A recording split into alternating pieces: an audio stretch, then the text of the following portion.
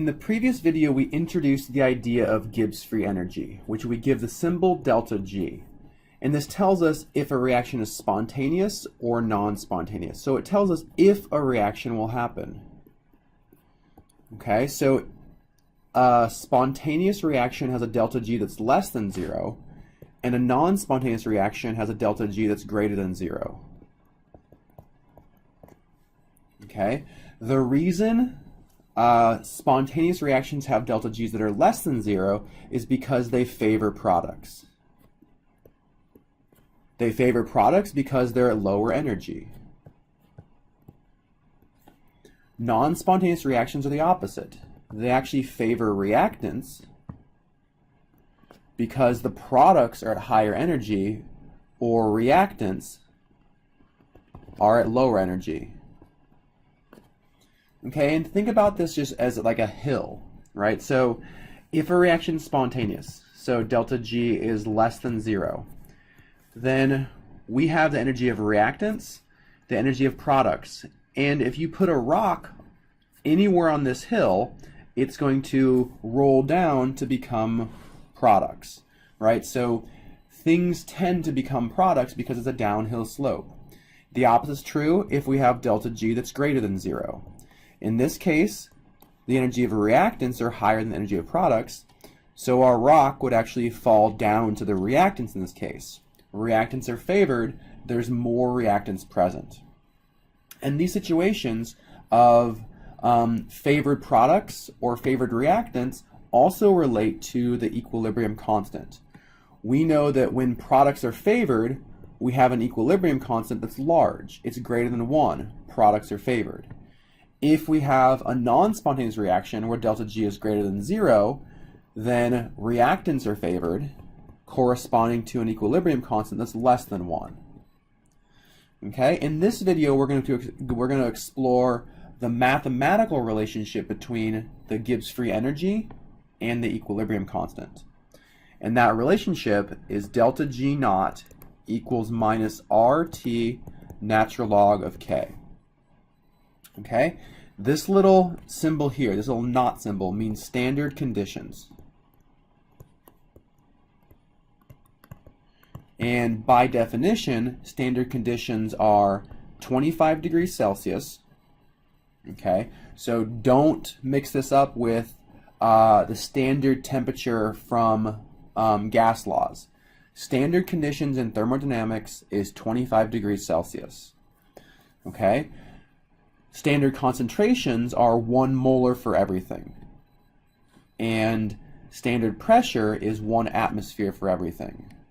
Okay, so under standard conditions, the concentration of every reactant and product is 1 molar. The pressure is 1 atmosphere, and the temperature is 25 degrees Celsius.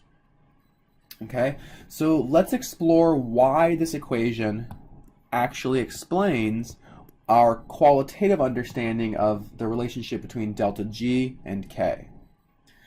Okay, so we know that when delta G is less than 0, then K should be greater than 1. It should be a large value. Okay, so let's just pick an equilibrium constant. We're going to choose K equals 1,000. Okay, and we're going to calculate delta G naught. And based on our understanding of this relationship, we're expecting if K is 1,000, it's greater than 1, so we should expect to see a delta G naught that's less than 0, corresponding to a spontaneous reaction. All right, so before we do this, let's put a value to R. So R, we've seen before, is the gas constant.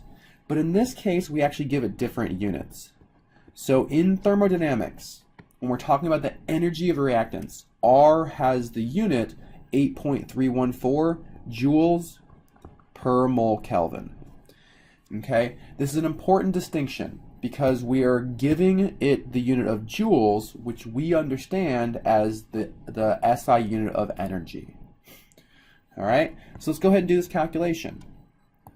Delta G naught equals negative 8.314 times T, which standard temperature is 25 degrees Celsius, or 298.15 Kelvin, times the natural log of our equilibrium constant, which is 1,000. Okay, if we think about units, R is joules per mole Kelvin. Our temperature is Kelvin, so we're going to see that Kelvin cancels out, and our delta G naught is going to have the units of joules per mole. Okay, so if you plug this into a calculator, we have negative 8.314 times 298.15 times the natural log of 1,000. And this gives us the value of delta G naught equals negative 17,123 joules per mole. So indeed, our prediction came true. For an equilibrium constant that's greater than 1, we know that products are favored, and the delta G value, the Gibbs free energy for this reaction, is equal to negative 17,123 joules per mole. Okay, so an important distinction here is that this is the energy that drives a reaction. So for every 1 mole of this reaction that happens, exactly 17,123 joules of energy is produced. Right? So as reactants proceed towards products, energy is released because of this downhill slope. Right? So here we are releasing energy. And that corresponds to a negative delta G. Okay?